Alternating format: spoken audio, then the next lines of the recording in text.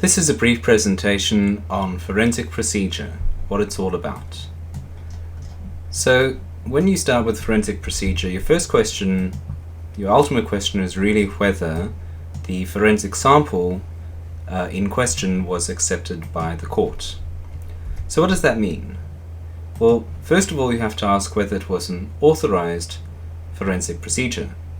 And if it is an authorized forensic procedure, then according to Crimes Act section 464 subsection 2, then the next question is whether reasonable force was used to obtain the forensic sample. And if it isn't an authorized forensic procedure, then according to section 464 ZE subsection 1, the forensic sample is inadmissible and it must be destroyed. So how do we know whether a forensic procedure was authorized and that therefore the forensic sample was admissible? Well, first of all, you have to look at the suspect. So was the suspect an adult? Was the suspect 18 years or older? If not, was the suspect a child between the ages of 10 and 18? And if not, then was the child younger than the age of 10? So let's go back, we'll come back to the children later, but let's go back to the adults. So the person was 18 years old, okay. So assuming that the person was 18 years old, we have to look at the preconditions for whether the police can request the suspect to undergo forensic procedure. So what are the preconditions?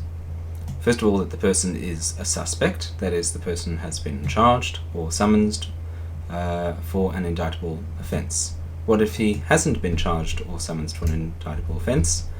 Well, if he has, then the police can request the suspect to undergo forensic procedure. What if he hasn't? Do the police have reasonable grounds? That is the suspect suspected on reasonable grounds of involvement in an indictable offence? Now, if he isn't, then basically the police can't request that the subject undergo a forensic procedure without further authorization. So if the person in question hasn't been charged or summoned for an indictable offence, or has not, if the suspect has neither been charged or summoned for an indictable offence, nor is suspected on reasonable grounds of an involvement in an indictable offence, the police can't. But let's say the suspect is suspected on reasonable grounds. So then the next question is, do the police have reasonable grounds to believe that the forensic procedure would tend to confirm or disprove the subject's involvement in an indictable offence? Okay, well, if that's the case, then the police can request that the subject undergo a forensic procedure. But if the police don't have the reasonable grounds for two things, A, that the suspect was involved, and B, that performing the forensic procedure would tend to confirm or disprove the involvement in an indictable offence, the police can't go. If both of these are satisfied, then yes, the police can make that request.